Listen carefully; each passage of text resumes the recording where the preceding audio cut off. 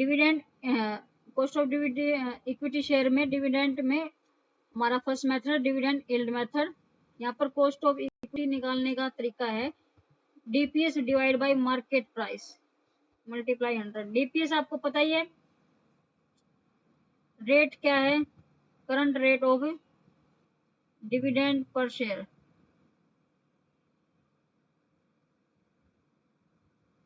MP है यहाँ पर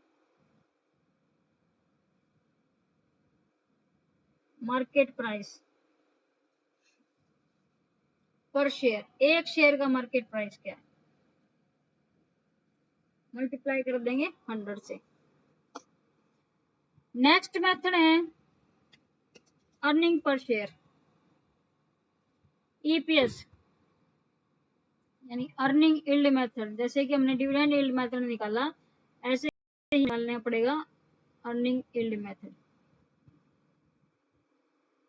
फर्क क्या है सिर्फ फार्मूले में, कॉस्ट ऑफ इक्विटी निकालने का फार्मूला है डीपीएस की जगह हो जाएगा EPS, EPS divide by market price multiply 100। EPS है यहाँ पर earning per share, market price MP, market price पर शेयर। जैसे कि एग्जांपल लेते छोटा सा, किसी कंपनी का ईपीएस अर्निंग पर शेयर है 9 रुपए और मार्केट प्राइस है फेस वैल्यू का, फेस वैल्यू है 100 और मार्केट प्राइस है 150। देन कॉस्ट ऑफ इक्विटी निकालिए, तो कॉस्ट ऑफ इक्विटी निकालने का formula EPS divide by market price गुणा में 100।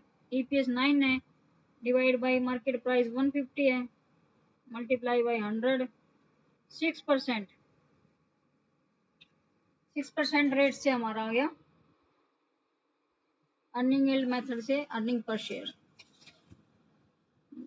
मतलब कॉस्ट ऑफ अर्निंग आ गई। नेक्स्ट मेथड है हमारा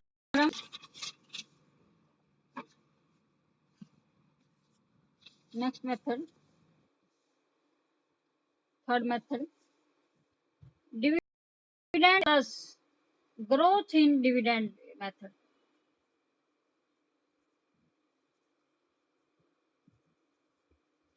plus growth, dividend yield plus growth in dividend. Dividend में ग्रोथ कितनी हुई है, तो उसके लिए हमने क्या करना है, सिंपल फार्मूला है DPS divide by MP multiply 100। ये निकाल लिया, डिविडेंड यील्ड निकाल लिया, उसमें हमने प्लस करनी है ग्रोथ जी, ठीक है। और ये जी है जो आपको क्वेश्चन में दी हुई मिलेगी, जी का मतलब growth rate should be given in the question, okay।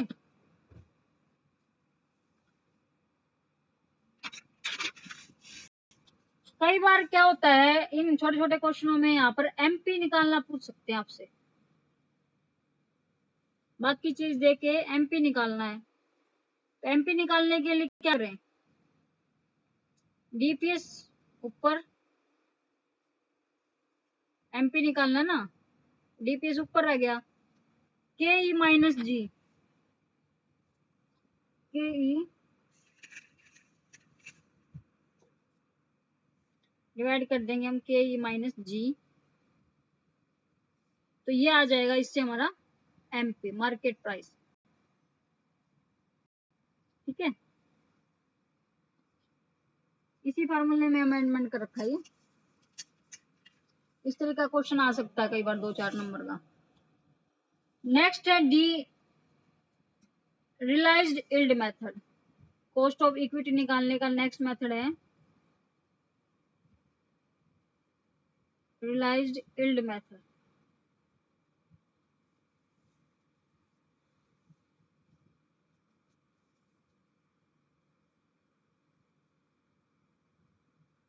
तो इसमें क्या करना है हमें,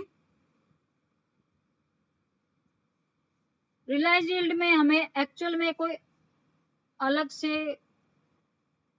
कोई फॉर्मूला नहीं होता, इसका निकालने का एक्चुअल फॉर्मूला नहीं है कोई। इसको हम कैसे किस बेस पे निकालते हैं, जो past year based cost of equity है उनका एवरेज करके, एवरेज निकाल कर हम रियलाइज यील्ड यूज कर सकते हैं। लास्ट पास्ट ईयर्स में जो डिविडेंड की रेट्स हैं उन डिविडेंड्स की रेट्स को एवरेज करके, कॉस्ट ऑफ इक्विटी का या फिर डिविडेंड रेट का, उनका एवरेज निकाल कर हम इसको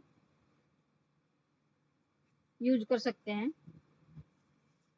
एक और इम्पोर्टेंट है क्वेश्चन, कई बार क्वेश्चन में आता है CAPM मॉडल। ये थी आपके जो 4 तरीके थे आपके कॉस्ट ऑफ इक्विटी निकालने के, एक छोटा सा टॉपिक आ जाता है CAPM मॉडल। मतलब क्या है इसका, इसका मतलब है कॉस्ट ऑफ इक्विटी कैपिटल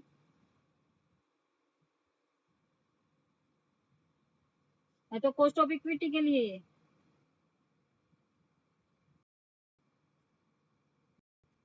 इसका पूरा नाम है कैपिटल असेट प्राइसिंग मॉडल। ठीक है, कैपिटल असेट प्राइसिंग मॉडल। कई बार 4 नंबर में क्वेश्चन है CAPM मॉडल से कॉस्ट ऑफ इक्विटी निकालिए। कॉस्ट इक्विटी निकालने का यहाँ पर फॉर्मूला है IF, interest rate, interest rate है रिस्क से फ्री है, प्लस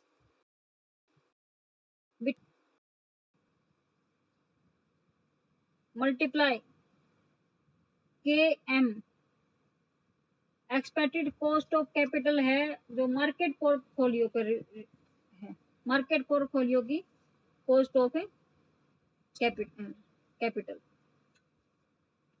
माइनस कर दो,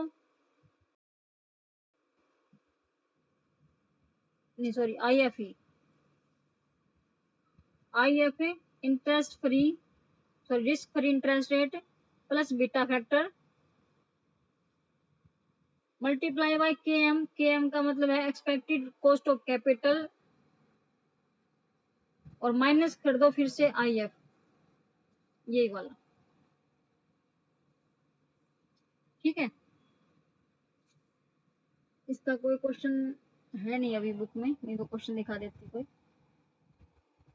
तो ये फार्मूला याद रख लो आप, इसमें ये सारी चीजें दी हुई मिलेंगी आपको क्वेश्चन में, बस निकाल सकते हैं आप। नंबर 4 नंबर पे सोर्स है, 3 सोर्स कर चुके हम, 4th सोर्स है कैपिटल ले सकते हैं हम, रिटेन अर्निंग की कॉस्ट ऑफ कैपिटल।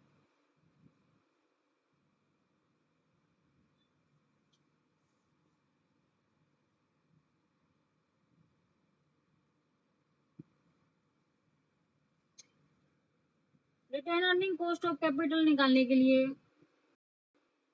वैसे तो देखिए कोई अलग से निश्चित रेट नहीं होती, जिस तरीके से इंटरेस्ट की दिया है हमने डिबेंचर्स को, डिविडेंड दिया हमने शेयर होल्डर को, ठीक है, तो डायरेक्ट इसकी कोई कॉस्ट नहीं होती। पर एक बात का ध्यान रखो, अगर रिटेन अर्निंग होती कौन सी अर्निंग है, पहले तो आपको ये पता होना चाहिए रिटेन अर्निंग है क्या चीज। Retain earning is that earning, ये वो अर्निंग है which we don't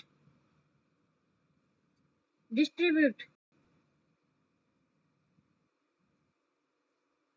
among share holder.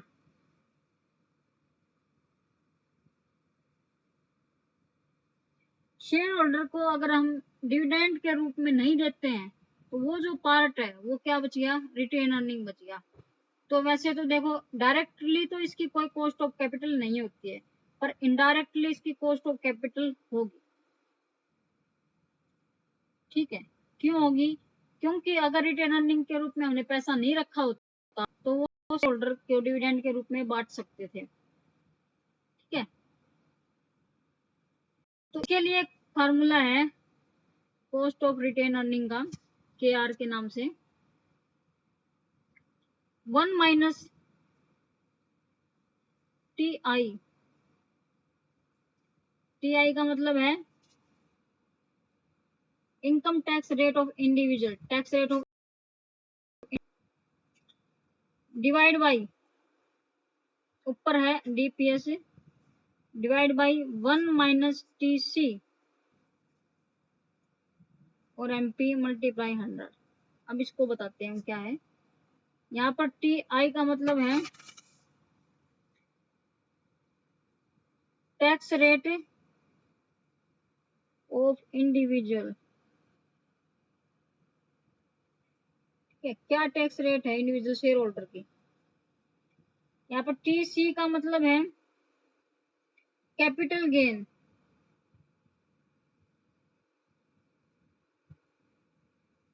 Capital gain tax rate. ठीक है, एक इंडिविजुअल शेयर होल्डर पर कैपिटल गेन कितना हुआ टैक्स रेट के अकॉर्डिंग। TI का मतलब इनकम टैक्स रेट क्या है इंडिविजुअल की।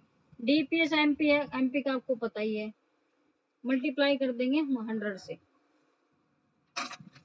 ठीक है, एक छोटा सा एग्जांपल लेते हैं। DPS दे दिया 8,000 पर share. Personal income tax rate यानी कि इंडिविजुअल की इनकम टैक्स रेट दे दी 25%। पर्सनल कैपिटल गेन की टैक्स रेट दे दी 10%। मार्केट प्राइस दे दिया 120। ठीक है, फॉर्मूले में फिट कर दो। 1 माइनस TI, TI क्या है 25% है, यानी कि 0.25 लिख सकते हैं हम इसको। DPS dividend per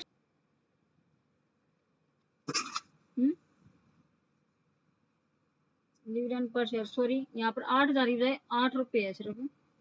dividend per share है 8 रुपये। डिवाइड करेंगे 1 माइनस TC, TC क्या है capital gain tax rate, question में आपको दे रखी है 10% है। 10% का मतलब 0.10।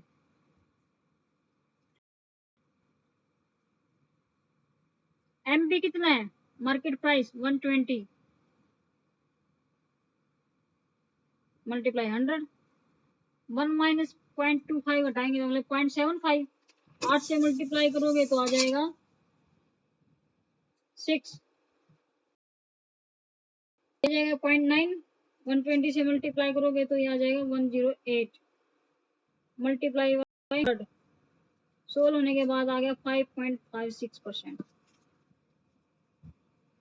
ओके, ये है cost of retain earning, retain earning की कॉस्ट ऑफ कैपिटल। तो ये क्वेश्चन आ सकते हैं आपके पेपर में।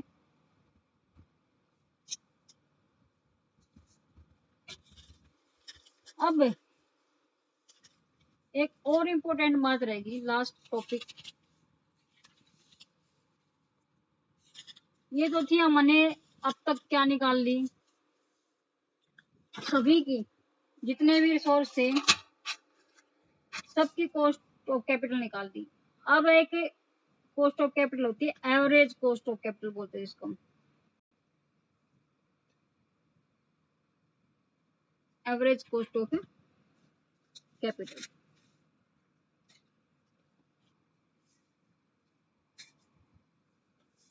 देखो एवरी फर्म, जो हर एक फर्म है उसका जो कैपिटल स्ट्रक्चर है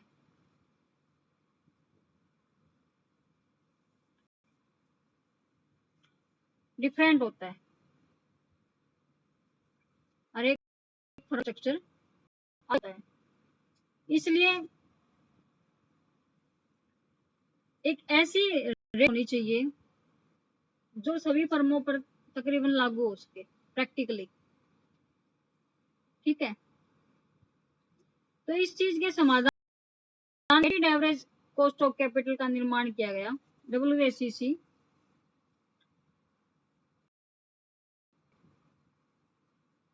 एवरेज कॉस्ट ऑफ कैपिटल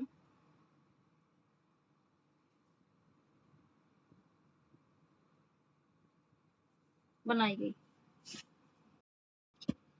तो इसमें हमने क्या करना है, सबसे पहले step, weighted average cost of capital निकालने के लिए स्टेप क्या फॉलो करने हैं। फर्स्ट स्टेप क्या है, सबसे पहले टोटल जो कैपिटल है जितने भी रिसोर्सेज से लगाया है, टोटल कैपिटल को लेट करना है हमने 1, एक मान लेना है। अभी एक के रेशो में ही जितने डिवेंचर है 50,000 है, इक्विटी शेयर 50,000 है, ठीक है, प्रेफरेंस शेयर है 1,00,000 है, तो ये टोटल कितना हो गया, 2,00,000 हो गया वैसे, लेकिन हमने इसको एक मानना है, एक के रेशो में निकालना है इसको हमने। ठीक है,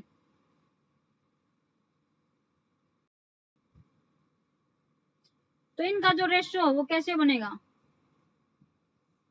टोटल 2,00,000 से 50,000 बटा 2,00,000 गुना में 100, 50,000 बटा 2,00,000 गुना में 100,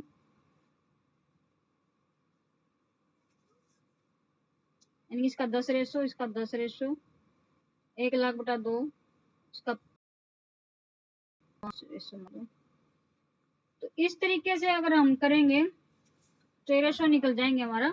सॉरी गलत हो रहा है, नेक्स्ट क्वेश्चन आती हूँ आपको। जैसे एक एग्जांपल लेते हैं, डेप्ट है मान लो 30,00,000 है,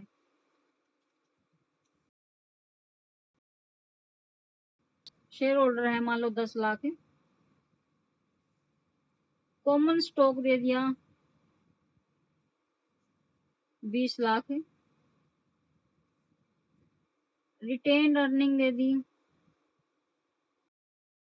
40,00,000। इसको अगर हम टोटल करें तो ये आ गया हमारा 1 करोड़।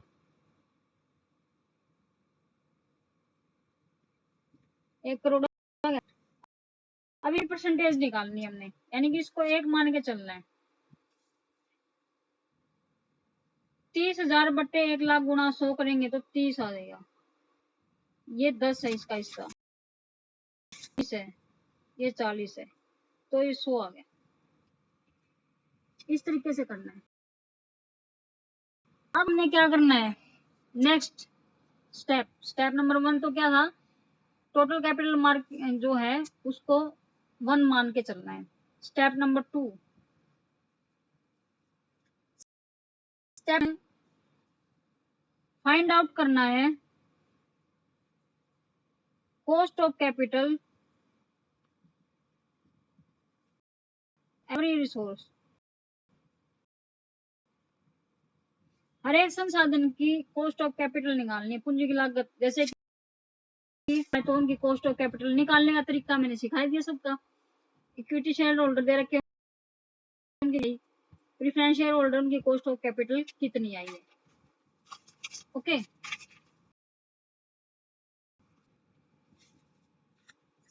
अब इसी क्वेश्चन में मान लो ये मैंने जो क्वेश्चन दिया अभी, इसमें सबकी कॉस्ट ऑफ कैपिटल दे दी।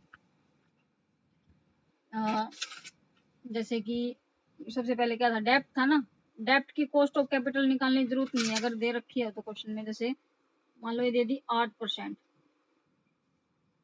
ठीक है। नेक्स्ट प्रीफर्ड की है 12%, नेक्स्ट है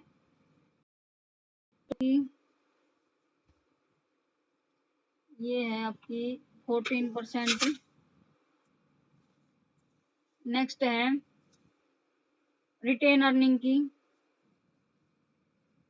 16%। सबसे पहले हमने क्या किया, वेट दिया, फिर हमने सेकंड स्टेप में क्या की, सबकी कॉस्ट ऑफ कैपिटल निकाल ली। कॉस्ट ऑफ कैपिटल निकालने के बाद थर्ड स्टेप क्या है, मल्टीप्लाई कर दो। Step number 3, multiply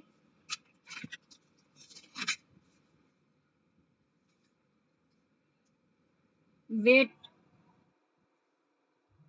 multiply by cost of capital. जो वेट आया था हमारा, वेट को हमने कर देना कॉस्ट ऑफ कैपिटल और देन उसको टोटल कर देना है। देन टोटल कर दो तो वो क्या आ जाएगी हमारी, जैसे कि ये हमारी कॉस्ट ऑफ कैपिटल थी और वेट हमने अभी निकाले थे 30, 10, 20, 40। यहाँ पे लिख देती हूँ मैं एक बार, 30, 10, 20, 40। इसकी मल्टीप्लाई करेंगे तो हमारा आ जाएगा 30 का 8% 2.4, इसका 0.4 to 6.4, तो ये आ गया 12.8%। ये क्या आ गया हमारी weighted average cost of capital. ये एक ऐसी रेट है जो हम सिर्फ एक साथ से ना लेके सभी रिसोर्सेज को मिलाकर एक एवरेज निकाल रहे हैं, weighted average cost of capital निकाल सकते हैं। इसको क्वेश्चन आएगा अगर एग्जाम में तो आपका यही निकालना दिया जाएगा, weighted average cost of capital निकालिए। तो इसके लिए आपको सारे कॉस्ट ऑफ निकालनी आनी चाहिए सभी